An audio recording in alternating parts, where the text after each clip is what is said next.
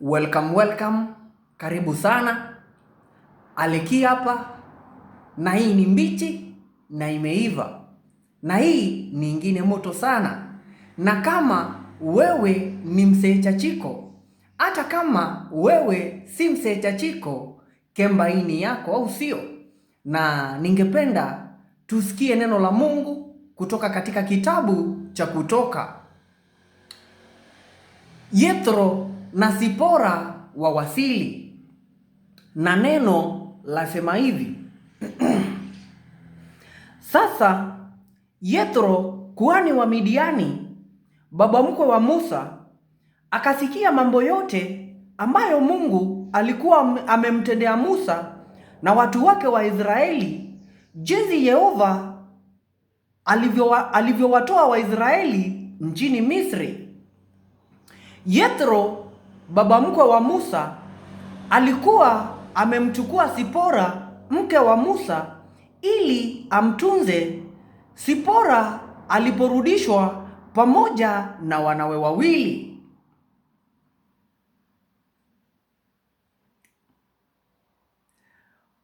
Mwana mmoja aliitwa Geshomu, kwa sababu Musa alisema, nimekuwa mkaaji mgeni katika nchi ya kigeni. Na yule mwingine aliitwa Eliezeri, kwa sababu Musa alisema, Mungu wa baba yangu ni msaidizi wangu, aliyeniokoa kutokana na upanga wa Farao. Basi Yethro baba mkwe wa Musa pamoja na wana na mke wa Musa wakaja kwa Musa nyikani, ambako alikuwa amepiga kambi karibu na mlima wa Mungu wa kweli. Kisha akatuma ujumbe huu kwa Musa: mimi Yethro baba mkwe wako naja kwako pamoja na mke wako na wanawe wawili. Mara moja Musa akaenda kumpokea baba mkwe wake, akainama chini na kumbusu. Wakajuliana hali, kisha wakaingia hemani. Musa akamsimulia baba mkwe mambo yote ambayo Yehova alikuwa amemtendea Farao na Wamisri kwa ajili ya Waisraeli, matatizo yote yaliyowapata safarini na jinsi Yehova alivyowaokoa. Yethro akashangilia kwa sababu ya mambo yote mema ambayo Yehova aliwatendea Waisraeli kwa kuwaokoa kutoka Misri.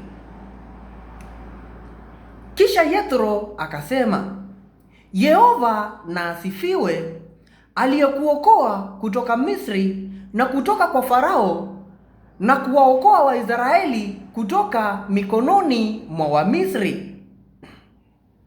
Sasa ninajua kwamba Yehova ni mkuu kuliko miungu mingine yote, kwa sababu ya mambo aliyowafanyia wale waliowatendea watu wake kwa kiburi. Kisha Yethro baba mkwe wa Musa akaleta dhabihu ya kuteketezwa na matoleo kwa ajili ya Mungu, na Haruni na wazee wote wa Israeli wakaja na kula chakula pamoja na baba mkwe wa Musa mbele za Mungu wa kweli. Na tukumbuke kwamba kitabu hiki cha Exodus ambacho ni kitabu cha Kutoka kiliandikwa na Musa akiwa nyikani. Exodus chapter 18 verse 1 to 12.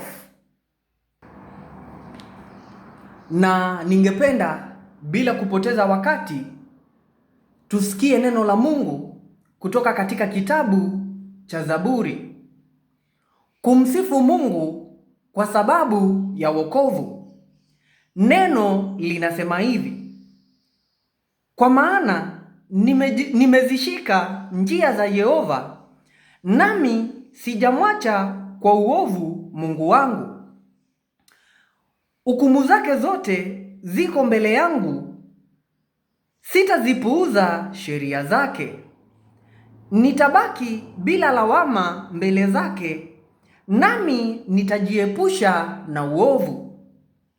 Yehova na anilipe kulingana na uadilifu wangu, kulingana na usafi wa mikono yangu mbele zake.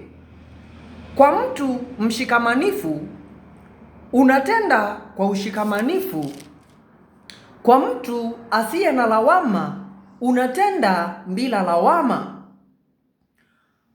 Kwa walio safi unajidhihirisha mwenyewe kuwa safi, lakini kwa waliopotoka unajidhihirisha mwenyewe kuwa mwenye busara.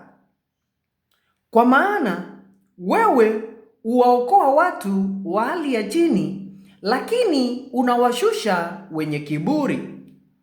Kwa maana ni wewe unayeiwasha taa yangu, Yehova, Mungu wangu, ambaye ulifanya giza langu liangaze.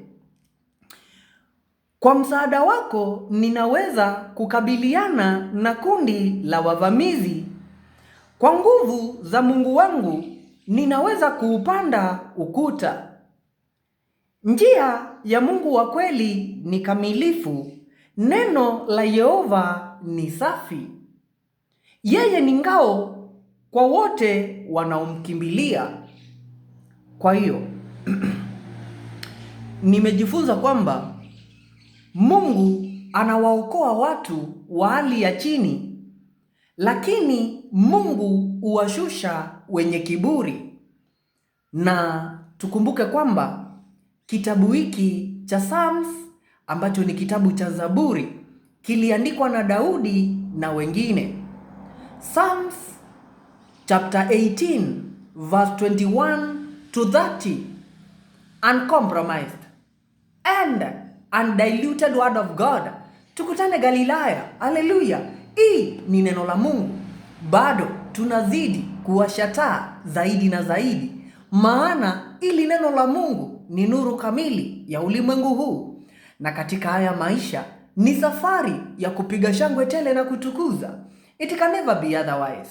God bless you guys, na tuzidi kuishi katika hii nuru siku zote, maana sisi ni wale wana wa nuru, nasi ndio tupo kumtumikia Mwenyezi Mungu kikamilifu kila wakati bila usumbufu wowote, na bila shaka tupate nuru, au sio? Na tuyafurahie haya maisha siku zote vile inafaa. Tujibambe, tujinice na tujiachie kwake Mwenyezi Mungu. Thank you so much. God bless you and big up.